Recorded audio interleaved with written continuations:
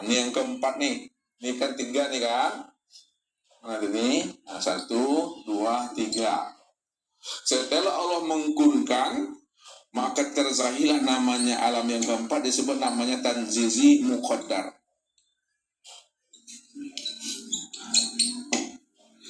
Tanzizi muqaddar inilah yang disebut namanya alam dunia. Itu maksudnya.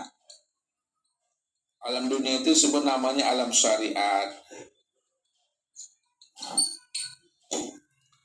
Apalagi namanya itu coba? Alam muqaddar, alam dunia, alam syariat, apalagi? Biar banyak perbedaan katanya. Hah? Alam ayang? Alam fana. Ya boleh alam fana. Apalagi? Alam ayang. Hah? Alam syahada. Itu benar tuh, alam syahada. Apalagi? Alam baharu. Apalagi tuh?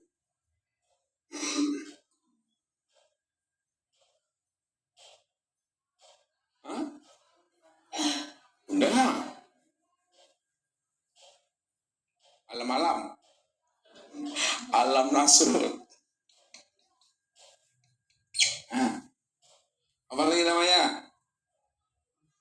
Alam nyata atau alam dunia tadi? Apa lagi?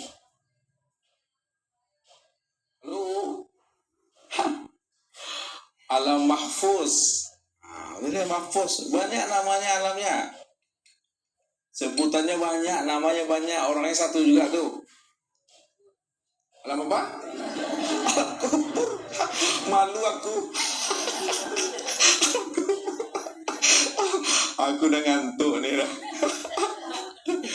Jadi alam tanzizi muqaddar sama bahasanya yang disebut alam dunia, alam syariat, alam fana, alam syahada, alam baharu, alam nasud, alam mahfuz atau alam zohir.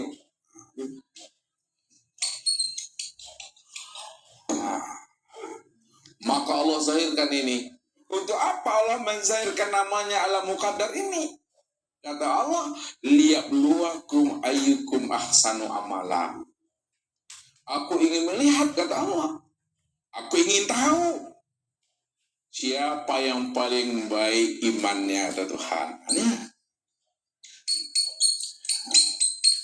Siapa yang paling baik Islamnya? Siapa yang paling baik tauhidnya? Siapa yang paling baik ma'rifatnya?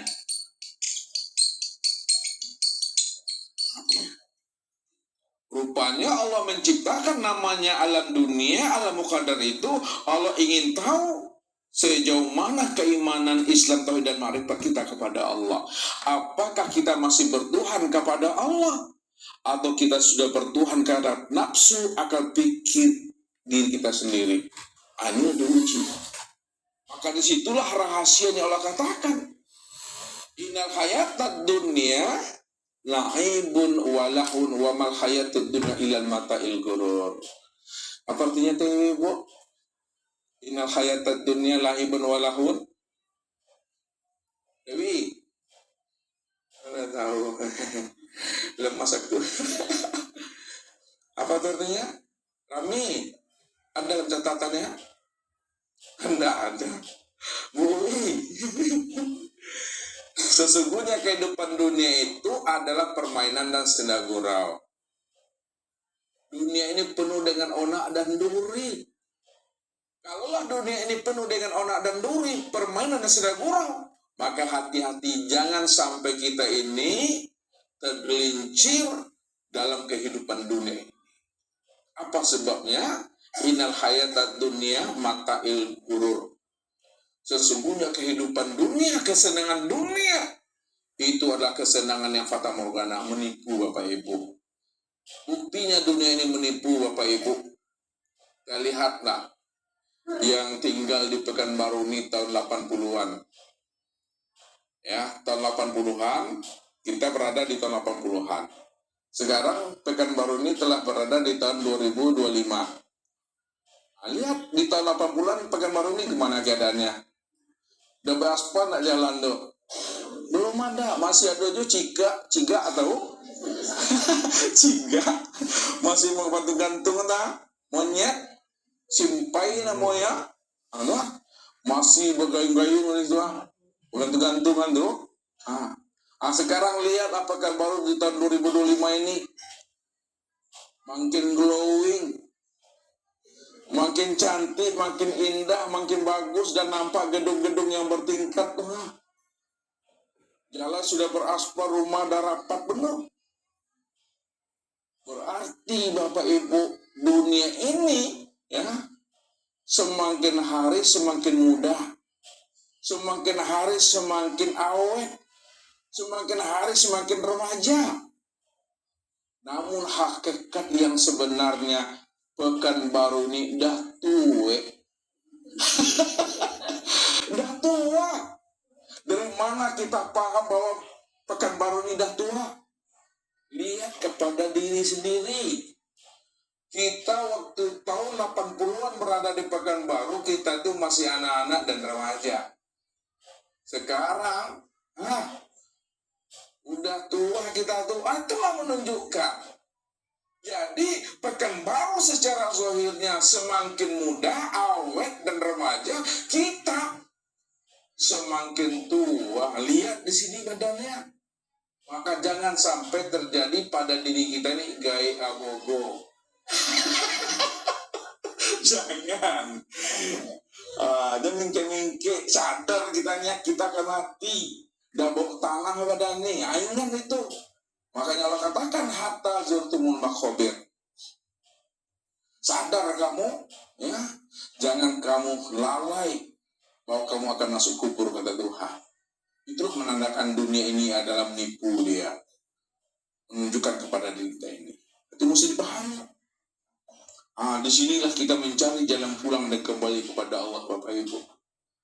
Kalau kita tidak mau menelusuri sejati diri kita,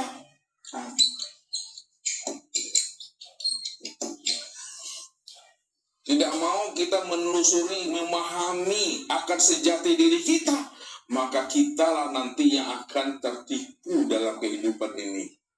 Tak tahu jalan pulang dan kembali kepada Allah.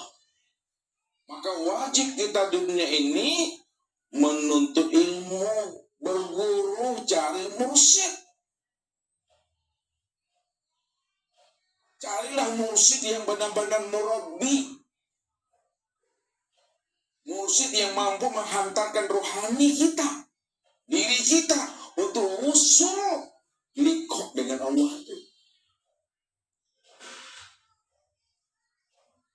Sebab kalau kita tidak menuntut ilmu, tidak berguru kita di dunia, tidak punya mursyid kita, Bapak Ibu, nanti di akhirat dengan siapa kita akan berkumpul?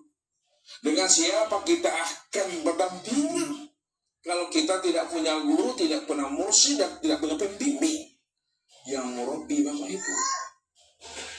Makanya Allah katakan, yaumana dzukula unasin bi imamihim. Ingat kata Allah, di akhirat itu nanti manusia akan dipanggil sesuai dengan murabbinya, dipanggil sesuai dengan mursyidnya, dipanggil sesuai dengan imamnya, dipanggil sesuai dengan pembimbingnya itu. Maka carilah pembimbing yang dikatakan warasatul anbiya, pewaris nabi, kapasitasnya sebagai al-ulama. Dia yang akan menghantarkan, membimbing rohani kita untuk bisa usul liqah dengan Tuhan. Maka inilah disebut namanya mursyid ruhani, namanya Bapak Ibu. Jadi kalau kita ingin tahu sejati diri kita, kita wajib mencari mursyid.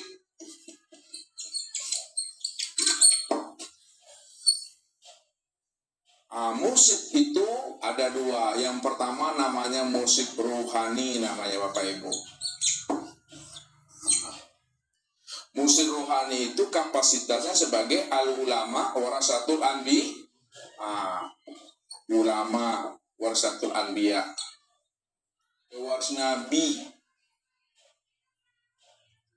Akal kita sudah menemui dirinya, sudah berjumpa kita dengan dirinya, dia ada sebagai seorang ulama, pewaris Nabi dan pewaris Allah, maka ambil ilmunya, tuntut ilmunya, raih ilmunya. Kalau dia memang benar-benar mampu menghantarkan kita usul untuk liko kepada Allah, datangi dia. Walaupun kita datang kepadanya dengan jalan merangkak, dengan pakai tongkat kita berjalan, tertata-tata. Kalau memang dia mampu menghantarkan rohani kita usul untuk liko kepada Allah, temuilah dia. Walaupun kita datang kepadanya, kata Rasul, dengan jalan merangkak. Itu yang mesti pahami. Jadi wajib kita berguru. Jangan asal-asal berguru kita. Carilah guru yang mursyid. Kalau guru itu mampu dia berliku dengan Tuhannya, guru itu mampu bermusyahadah dengan Tuhannya, guru itu telah bertemu dan berjumpa serta bersua dengan Tuhannya, insya Allah pasti jamaah dan muridnya pasti akan berliku bermusyahadah dengan Tuhannya.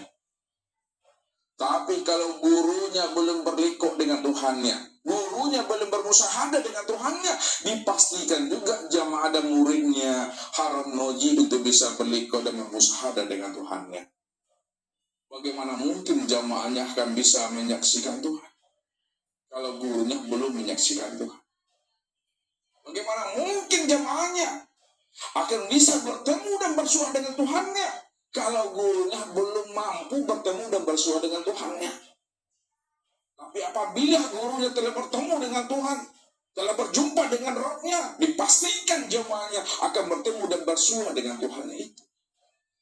Kenapa? Karena dia adalah al-ulama warasatul anbiya. Jadi guru itu sebenarnya bukan tempat berbaiat. Ingat tuh. Guru mursyid ruhani ini Bapak Ibu bukan tempat berbaiat. Akan tetapi guru mursyid itu dia hanya mengingatkan baiat yang telah pernah kita lakukan di hadapan Allah.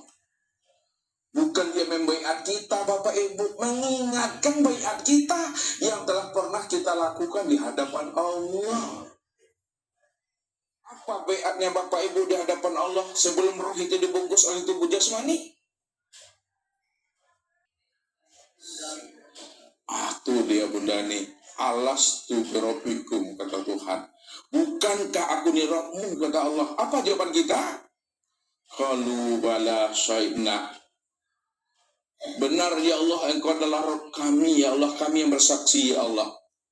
Andai kata kita lupa baiat kita dengan Allah, lupa kita janji kita dengan Tuhan, maka itulah fungsinya guru itu, itulah fungsinya mursyid itu, itulah fungsinya murabi itu. Makanya Allah menurunkan Nabi dan Rasul untuk mengingatkan baiat kita kepada Allah seandainya kita lupa dengan janji kita kepada Tuhan. Berapa banyak Nabi dan Rasul diutus Allah untuk mengingatkan janji kita dengan Tuhan ketika kita lupa. Berapa banyaknya Nabi Bapak Ibu? Mursyid ruhani ini 124 ribu. Itu mursyid ruhani itu kapasitasnya sebagai Nabi dan Rasul. Dari 124 ribu Nabi ini diutus lagi, dipilih lagi jadi Rasul berapa? 315 ini mursyid ruhani itu. Dari 315 dipilih lagi yang terbaiknya 25. Dari 25 ini dipilih lagi yang terbaiknya 5. Dari yang 5 ini dipilih lagi yang terbaiknya itu satu. Siapa yang satu itu? Itulah Nabi Muhammad Sallallahu Alaihi Wasallam. Makanya Allah katakan tentang pribadi dan rahasia Rasulullah itu, laqad kana lakum fi Rasulillahi uswatun hasanah. Sesungguhnya telah terdapat contoh yang terbaik bagi dirimu, bagi orang-orang yang ingin berjumpa dengan Tuhannya. Rupanya contoh yang terbaik bagi diri kita untuk berjumpa Allah. Itulah Muhammad Rasulullah Sallallahu Alaihi Wasallam itu. Itu contoh yang terbaiknya. Dalam urusan dunia, dialah yang terbaik. Dalam urusan akhiratnya, dia yang terbaik. Mencontoh kita kepada beliau. Oh, beliau telah wafat, beliau telah meninggal dunia. Berapa umur beliau meninggal dunia itu? 63 tahun. Sekarang Rasulullah telah wafat meninggal dunia. Siapa penggantinya? Itulah yang disebut namanya al-ulama warasatul anbiya, pewaris nabi. Suluh bendang dalam nagari namanya itu. Pahit sampai batanya pulang sampai baberito tadi itu. Dialah sebagai penerang jalan dan pelita bagi diri kita. Bagaimana kita betul-betul bisa usul bermakrifat liko dengan Tuhan itu. Carilah dia. Ciri-cirinya, kata Rasulullah, apabila engkau lihat wajahnya, lihat wajahnya, mengingatkan engkau kepada Allah. Engkau lihat namanya, kalam-kalamnya. Apa kalam-kalam itu? Bertambah ilmu engkau tentang Allah. Engkau lihat kelakuannya, mengingatkan engkau, mempersiapkan amal dan bekal untuk menghadapi mati berjumpa dengan Allah. Ambillah ilmunya, ambillah yang mutiara yang ada dalam dadanya. Dia nggak pernah bisa Bapak Ibu dilihat dari sisi aksesorisnya. Pakai belangkon kah dia, pakai sorban kah dia, pakai tongkat kah dia, pakai jenggot kah dia, lalu jalan batu-batu. Tidak bisa dilihat seperti itu Bapak Ibu. Sulit mencari dan menemuinya, tapi dia ada nyata, terang dan jelas. Dia bersembunyi di tengah-tengah masyarakatnya, bersembunyi di tengah-tengah jamaahnya, bersembunyi di dalam keluarganya. Maka menemui mursyid ruhania ini lebih sulit daripada menemui seorang rasul. Menemui seorang mursyid ruhania lebih sulit daripada menemui seorang nabi dan rasul. Di mana letak sulitnya itu, kata Ustaz? Kalau Bapak Ibu percaya bahwa dirinya itu ada seorang wali Allah, seorang kekasih Allah, tidak akan bertambah iman Bapak Ibu. Percaya Bapak Ibu dia itu wali dan kekasih Allah, tidak bertambah imannya Bapak Ibu. Tidak percaya Bapak Ibu dia itu wali dan kekasih Allah, tidak kafir pula Bapak Ibu. Tapi kalau Nabi, tidak percaya Bapak Ibu bahwa Muhammad itu adalah Rasul Allah, utusan Allah, kafir kita tuh. Percaya kita, bertambah iman kita. Kalau seorang wali Allah, kekasih Allah, mursyid ruhania yang kapasitasnya al-ulama warasatul anbiya, percaya tidak bertambah iman, tidak percaya tidak kafir kita. Andai kata tidak percaya, kita tuntut juga ilmunya, tidak ada manfaat dan faedahnya. Karena batin ini sudah lebih dahulu menolak akan rahasia dirinya tadi. Tidak ada manfaat dan faedahnya, makanya kita mesti beradab dengan dirinya. Dan dia tidak pernah mengaku-ngaku. Ini mesti diingat. Seorang murabi, seorang pembimbing, seorang wali, seorang kekasih, seorang ma'rifat, dia tidak pernah mengatakan orang ma'rifat, seorang wali dan kekasih Allah. Ini Ustaz selalu katakan sama Bapak Ibu. Orang ma'rifat tidak pernah mengatakan dirinya ma'rifat. Dan orang yang tidak pernah mengatakan dirinya ma'rifat juga belum tentu ma'rifat.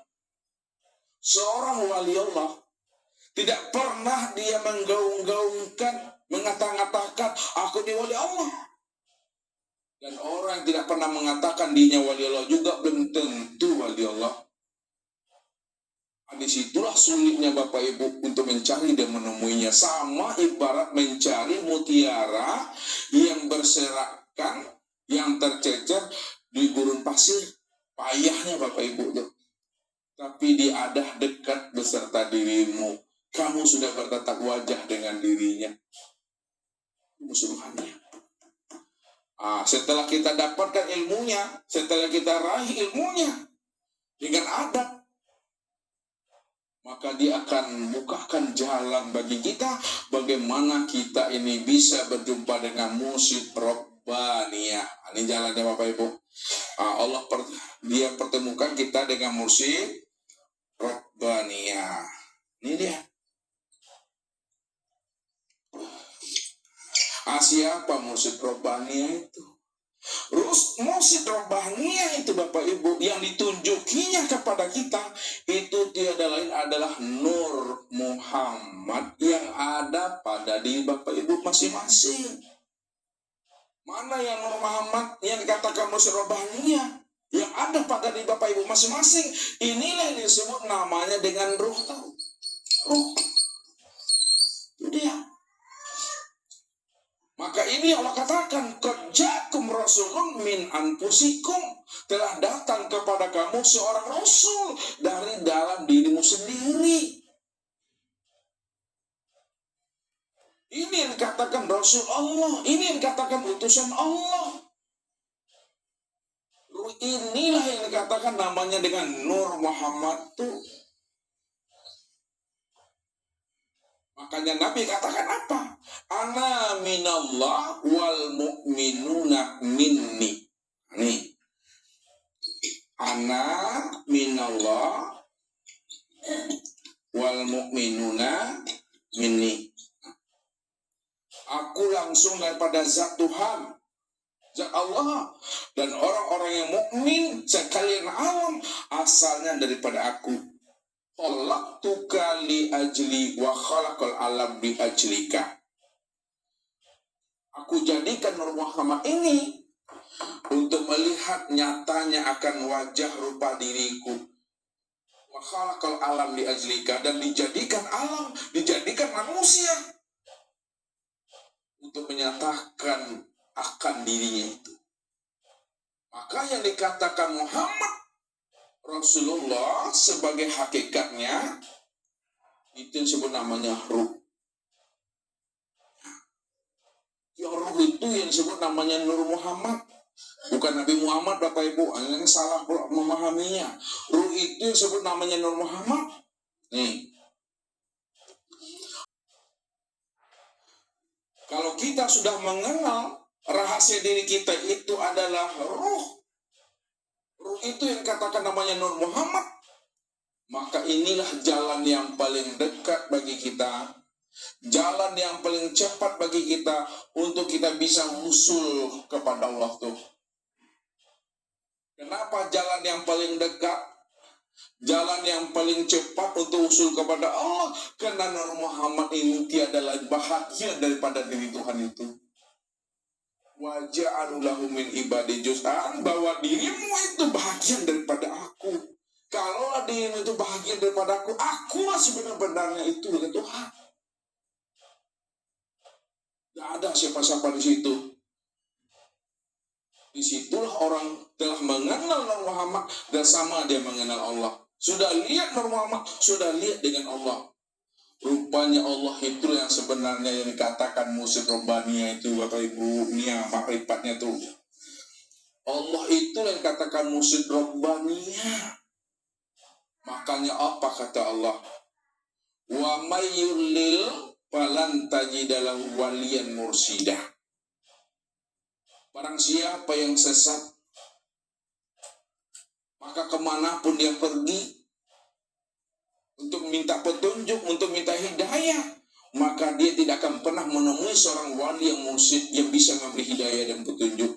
Wali yang mursyid sebenarnya adalah Allah. Allah itu yang katakan wali mursyid yang disebut namanya mursyid Rabbaniyah.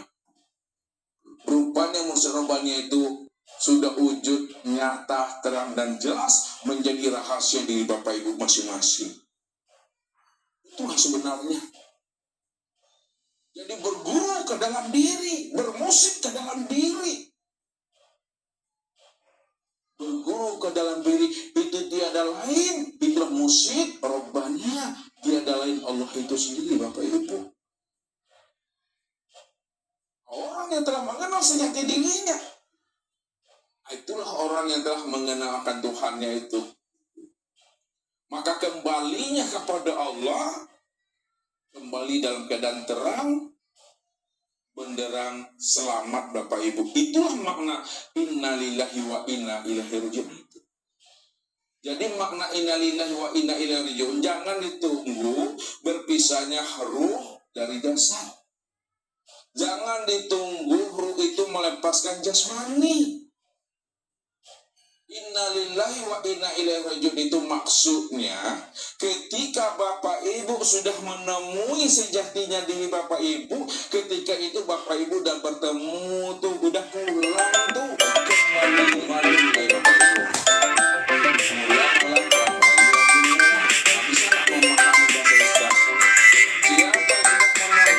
Sudah menemui sejati dirinya, bahwa sejati dirinya itu adalah Nur Muhammad. Nur Muhammad itu sebenarnya adalah Allah. Ketika itu Bapak Ibu sudah innalillah, sudah pulang tuh, kembali alun ya. Dikatakan pulang karena dia telah menemui sejati dirinya. Dikatakan belum kembali, ajalnya belum sampai. Berarti menemui Allah itu setelah mati atau sebelum mati? Nah, sebelum meninggalkan jasmani atau setelah meninggalkan jasmani? Mutu, qoblaan. Nah, apa artinya itu? Matikan dirimu sebelum? Ini mati sebelum ajal maksudnya tuh Bapak Ibu. Mati sebelum datangnya Israel. Matikanlah kesadaran dirimu yang merasa dirimu wujud dan bersifat itu. Jangan kamu juga yang mengatakan aku juga yang melihat, aku yang mendengar, aku yang berkata, aku yang hidup. Matikanlah keakuan itu di dalam dirimu, sehingga dirimu betul-betul mati dari sejak dahulunya. Sekarang yang akan datang, kita tidak pernah hidup walaupun itu sesaat dan sedetik. Setelah kita mampu mengenal dan memahami siapa diri kita ini yang sebenar-benarnya. Karena diri kita nggak pernah ada sejak mula adanya. Karena Allah lah yang ada sejak mula adanya. Allah lah yang wujud sejak mula adanya. Dahulu, sekarang, dan yang akan datang. Kita nggak pernah ada. Inilah orang yang kembali kepada Allah dengan selamat. Makanya orang yang sudah kembali kepada Allah di waktu hidup ini, maka tidak ada barzah bagi dirinya. Tidak ada barzah bagi dirinya. Barzah itu bagi orang tak mengenal sejati dirinya. Bagi orang yang mengenal, tidak ada barzah, tidak ada tabir, tidak ada sekat, tidak ada hijab.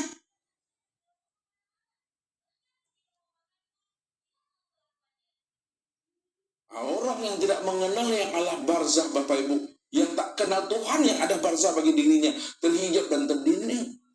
Tapi orang sudah mengenal, tidak ada hijab di situ, tidak ada barzah bagi dirinya. Karena Allah yang dia saksikan di dunia ini sama dengan Allah yang disaksikan di barzah itu. Allah yang disaksikan di barzah itu sama dengan Allah yang di akhirat itu. Tiada lain, dia juga semata-mata. Nggak ada di siapa-siapa Bapak. Itu pegang di situ sampai mati itu. Nggak ada diri kita lagi itu. Maka saat-saat detik-detik kita akan meninggal dunia. Kalau dilafazkan dia dalam itikad hati, karena diri kita nggak ada, yang ada hanya Allah. Maka ketika itu katakanlah, aku Allah, diriku tiada. Innani anallah. Kalau bahasa lafaznya, kalam taunya, la ilaha illallah. Tidak ada yang wujudan yang nyata pada kulitku, dagingku, uratku, tulangku, hatiku, jantungku, rabuku, empeduku, buah pungguku, ruhku, dan sirku. Hanya Allah semata-mata.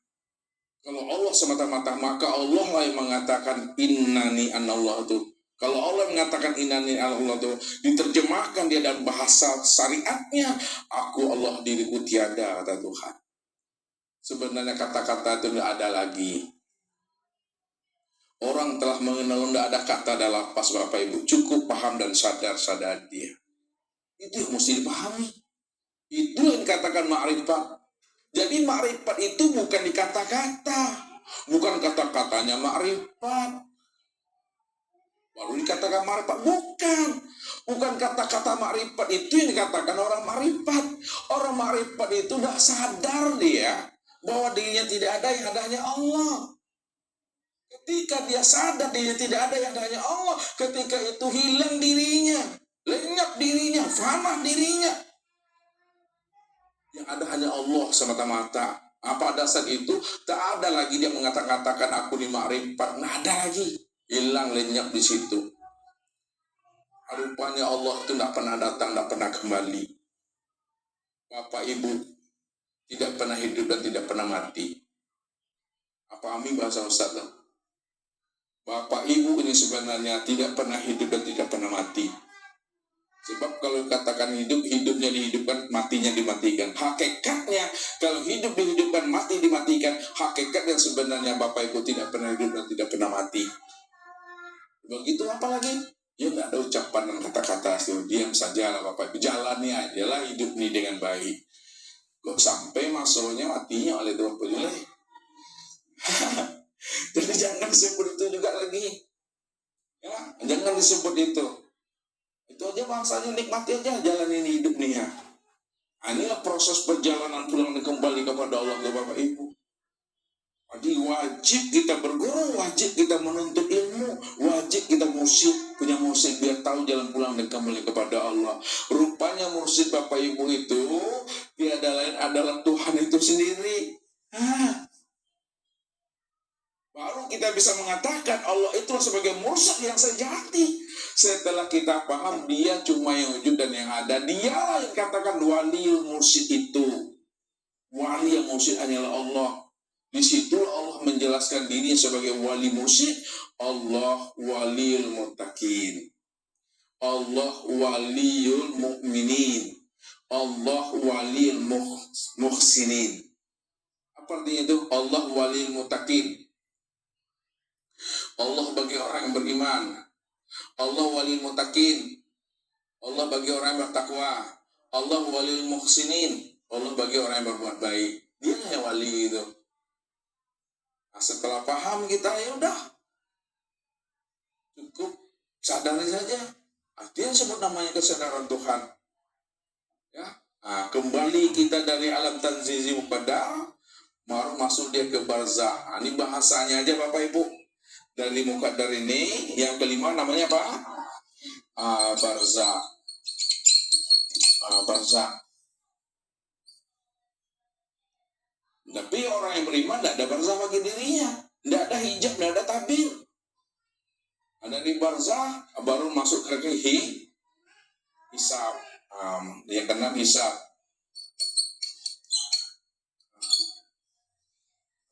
Ya, mizan ya. Ya, mizan. Mizan. Timbang dulu. Dan selesai itu. Nanti baru ke akhirat dia pulangnya. Itulah makna inna lillahi wa inna ilaihi raji'un. Datangnya dari Allah, kembalinya tetap kepada Allah. Datangnya adalah dari Tuhan, kembalinya tetap jadi Tuhan. Yang sempurna itu Bapak Ibu. Jadi kenalilah sejati diri kita ini. Rupanya sejati diri kita itu sebagai kesimpulannya siapa Bapak Ibu? Allah itulah sejati diri Bapak Ibu itu. Jangan ragu Bapak Ibu. Jangan bimbang. Siapa yang ragu dan bimbang memahami bahwa sejati dirinya adalah Allah, apa kata Allah? Wa may yatadib minkum an dinihi fayamut fa huwa kafir. Barang siapa yang bimbang dan ragu bahwa dirinya itu nyatanya aku dan Tuhan, ragu dia lalu mati dia dalam keraguannya, matinya kafir.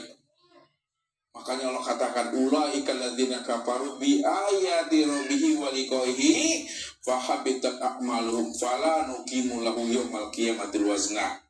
Barang siapa yang kafir, tidak yakin, tidak percaya ditolaknya wujud Allah itu nyata pada dirinya, aku inilah dirimu, di bentuk lain lain daripada akulah sebenarnya dirimu itu.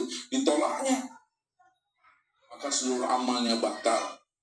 Di akhirat tidak ada lagi diperhitungkan oleh Tuhan itu.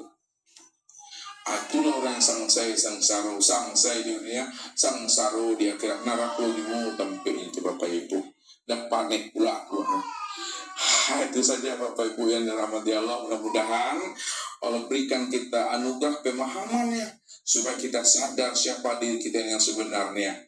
Ketika kita sadar diri kita sebenarnya, insya Allah hidup kita akan menjadi rahmatan lil alamin dan rahmatan bil alamin. Billahi taufiq wal hidayah. Wassalamualaikum warahmatullahi wabarakatuh.